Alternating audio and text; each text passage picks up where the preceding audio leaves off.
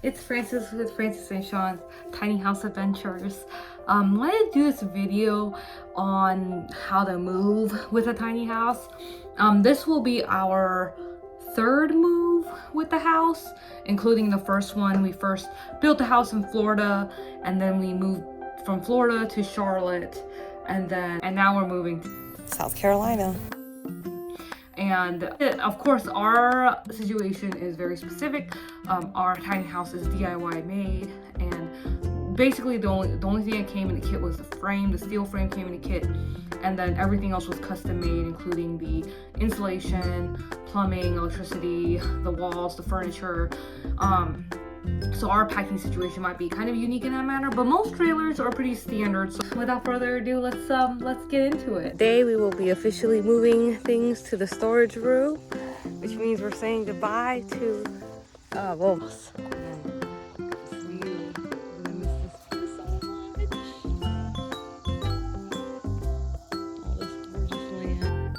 So before we were able to get the tiny house moved, we needed to move our storage room, and this is kind of all the stuff that was in our storage, just random knickknacks of our hobbies and passions and things. Lots of Sean's tools and my sports stuff, and yeah. So in order to move stuff in the storage, we needed to rent a U-Haul and a truck, which worked out because the truck basically was able to pull both the trailer to move our storage stuff and also the tiny house. So we rented a truck for about a week, costed around $700. Here's our new storage room with the nice and perfect empty garage, and this is Sean pulling up to with our stuff from the old storage room. We moved from a public storage to an extra space storage.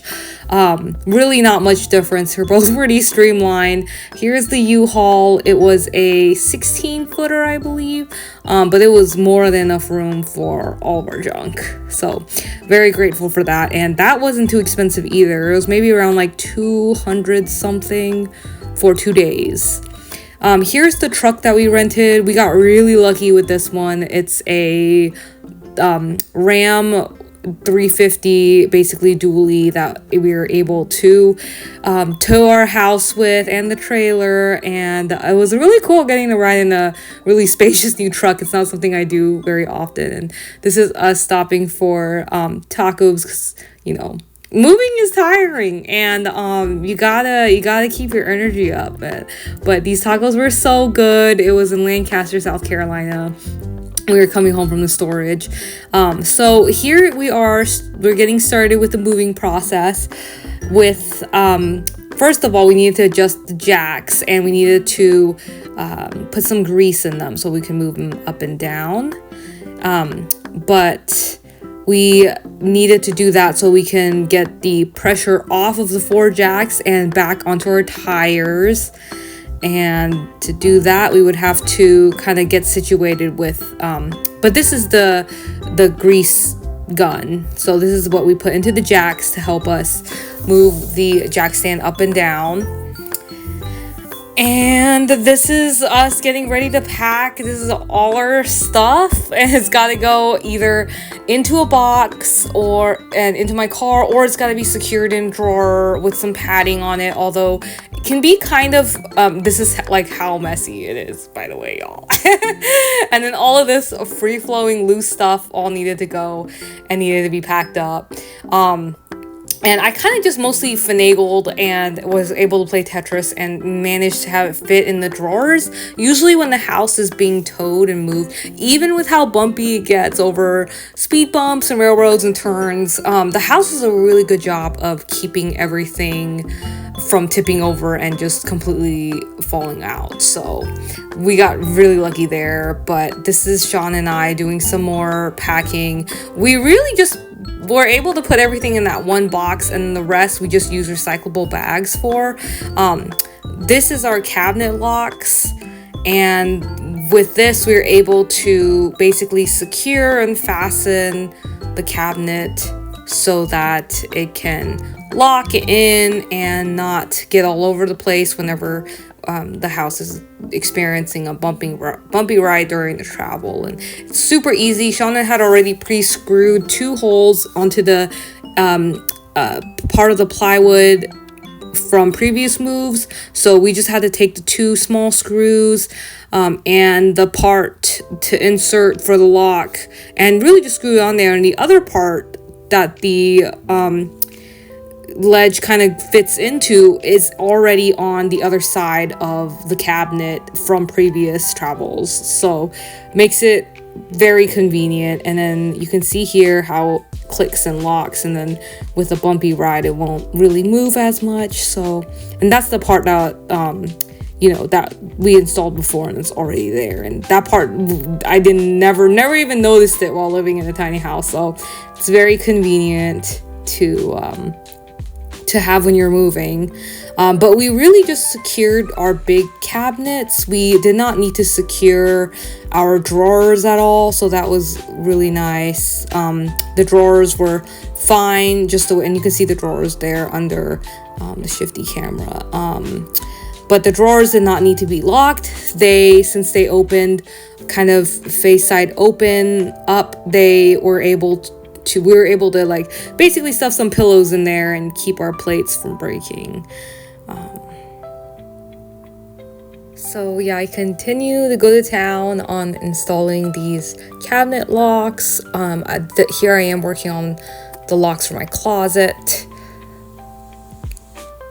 and then we get started with the task that is packing and cleaning our study table, which you saw in the beginning was chock full of stuff. We managed to get a lot of our dishes and glass and things wrapped up and put in the moving box.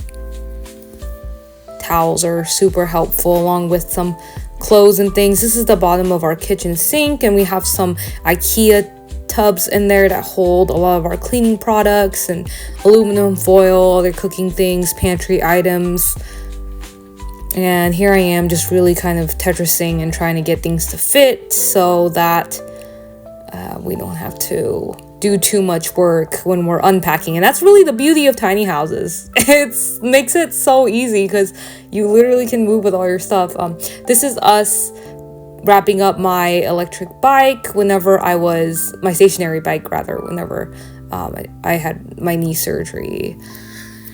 So we were able to take that with us, and these are our front steps. We had to take it apart into pieces to put on the truck bed since it would have been way too heavy to move on its own. They are quite thick pieces of plywood, and here are all the parts. So we had to take it apart, and then we're gonna put it back together. It took about like 15 to 20 minutes for Sean to deconstruct that, and it'll fit nicely into the truck.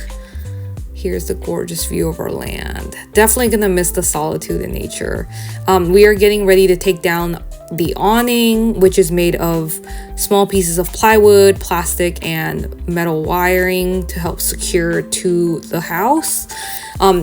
There was a little bit of a struggle trying to get it off because it was in there so good after more than a year almost of, even with the screws out, it took a while to get down. But after that, we then proceeded to load the truck with the steps. And then we had to make sure we secured everything with ratchets. The steps were nice because we could put some extra bricks in the holes where there was room. We made a little mistake and we had to patch that up with one of the stairs. But super glue fixes everything. And the awning goes up on top. This is not the best camera angle, so I apologize.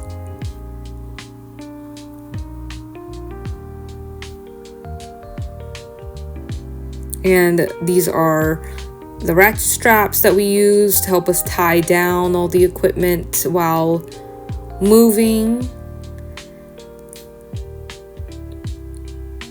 We really just use about 3 ratchet straps. This is us prepping the front window, putting some alcohol and cleaning it up, taping. We use double-sided tape. We have some custom cut pieces of about 1/2-inch plywood that we use whenever we move. And then that just helps protect the window. And this is us moving those bricks from the previous bike back to the truck.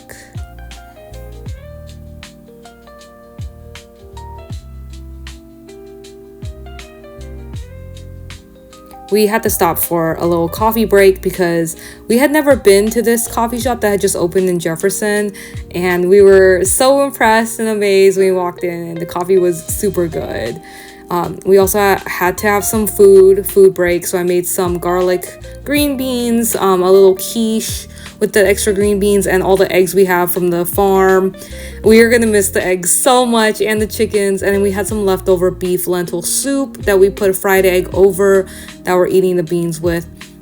Here I am with all the stuff under the induction stove. So we have our cabinets that we usually put our towels in, and I'm kind of using those towels to help me pack. That literally is a pillow there I'm stuffing. I probably went above and beyond on this, honestly, because a lot of the heavy stuff just doesn't move during travel, which is really nice. But yeah, it really helps to wrap up at least the knives and things in towels. This is when we got everything packed up and we can leave our bed there. And we needed to strap down the washer and our ladder.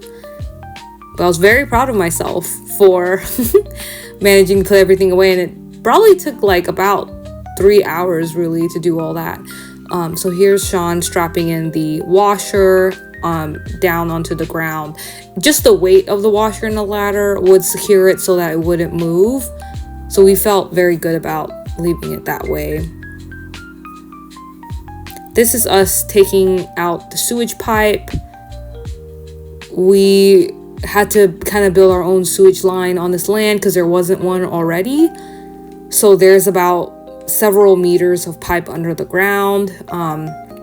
So we're gonna leave that there for our landowners, and here's us cleaning out our pipe so we can screw it on, put on a new pipe to take to the new RV park. This is the part when we connect the hitch of the truck to the house, and had to kind of let go of the jacks and put them back up so that we could put the weight onto the wheels of the house and onto the truck. You can see that weight shift. The jacks moved up really easily though, thanks to the grease. And here we are securing the trailer to the truck. Had to make sure the chains were on there correctly and off the ground, as well as the brake line.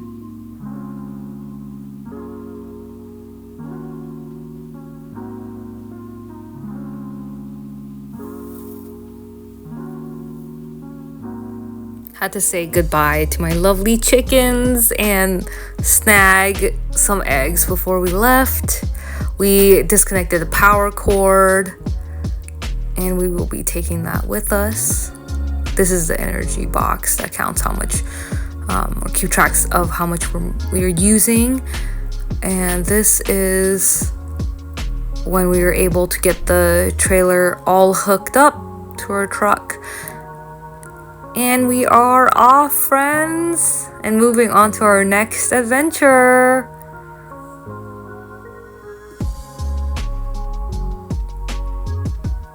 So there were some mats on the ground that needed to be cleaned off and transported into our truck. So this is us doing that now. The mats help stabilize and keep the longevity of the tires, since the tires can't really be sitting in mud or sand or rocks for too long. They can be sit on flat rocks and concrete. That would be fine for it. But the mats really help because they're very versatile and we can take them. This is our new RV spot. We're so happy with it. And this is us backing into our new spot on the day that we built. And it was a little difficult trying to get the wheels to line up at first, just because we were so limited by how much room we had in front.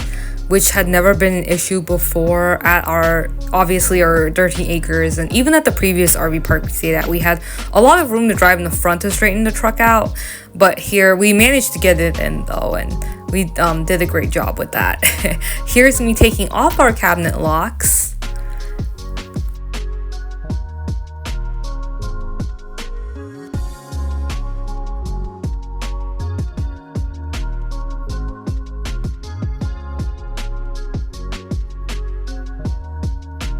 Before I get too far into this, got the smart pole here. It's got for the EV charger, and then that's for the cable. This is for our internet modem. Got 50 pounds of concrete in there. Space for this. Right. Nice. Perfect. So that way it's always resting on there. Cord goes up. Optic goes in.